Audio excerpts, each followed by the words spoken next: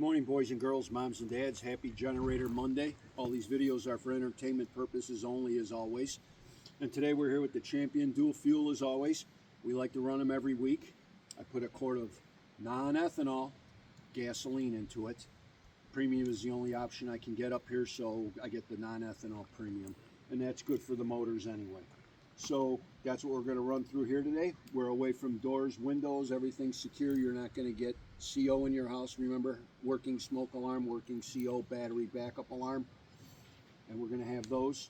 So we're going to go ahead and we're going to start this one because today we're going to talk about a techie thing that most people aren't aware of. Some people are, but people like me learn something new every day, so that's good. So that's what I did. And we're going to share that, what I learned today with the technical world.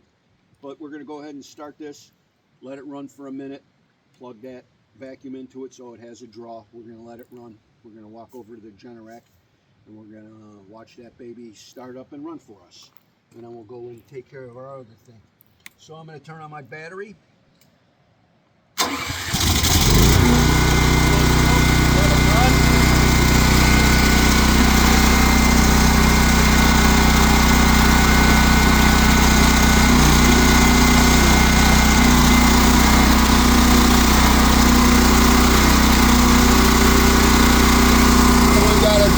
Generators so that it's not just producing power sitting there. You want to have a draw on them, and then once again, you don't want them to die with the draw on them. You want to try and shut them down. If you don't get it in time, that's okay. You do every now and then, but don't make a habit of it.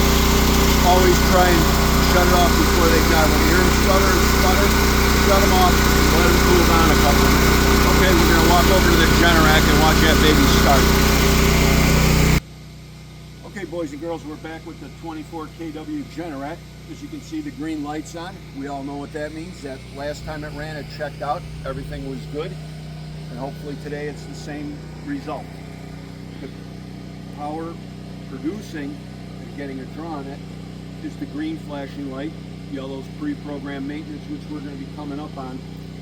This unit's almost 2 years old now, so it's going to need its battery maintenance done. So that'll have to be checked. That's just a pre-programmed thing. You clear the code once that's done. When red means it's got an issue, it's not going to be running for you. And we all learned that you could stop it on the inside by hitting the control panel. So you could work on it, clean it, check the oil, check your air filter, and that'll be a red light. And when you're done, don't forget to go back to auto for the green light, so you have that on there. But we're going to have our dealer come out and service this hopefully this week or next week for the winter. So we're going to get our oil changed, the air filter changed, the spark plugs changed, and the valves adjusted. I like the dealer to do that. That way they log it into the system.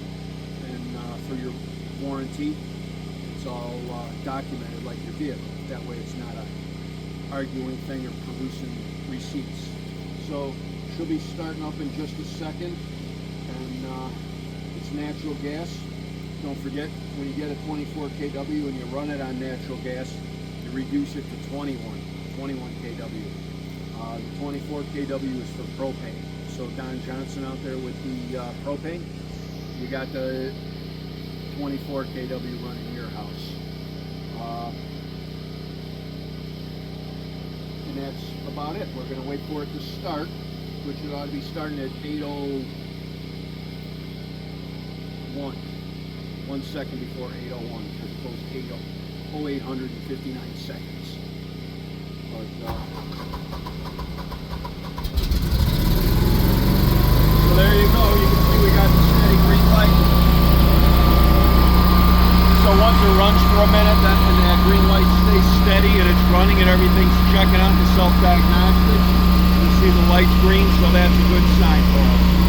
So we're going to go to pause now. We're going to go in the house and I'm going to show you the technical thing I learned.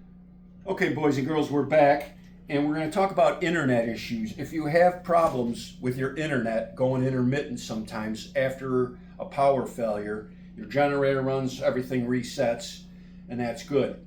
But what happens sometimes is these are no longer balanced. Your modem and your router are no longer balanced. So what you're supposed to do after a power failure is unplug your router and your modem, and then plug in the modem let it sit for a couple minutes, then plug in the modem first. Wait till all your lights come on the modem. On mine it has 3 lights, but take a look at your modem and see how many you have, and let it fully energize and reboot itself. Then when this is done, you plug in your router, and the router then will update and do everything separate, but you don't plug them in together. And that's the problem with the power failures. You lose the power and they both get energized at the same time.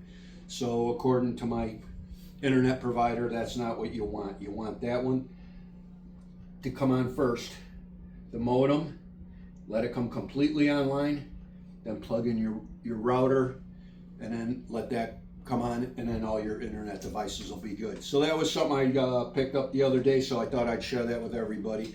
So other than that, have a good, safe day. Take care of yourself. Run your equipment weekly, or at least every 2 weeks, to keep it active and going good for you. So have a good day. Be safe. Bye.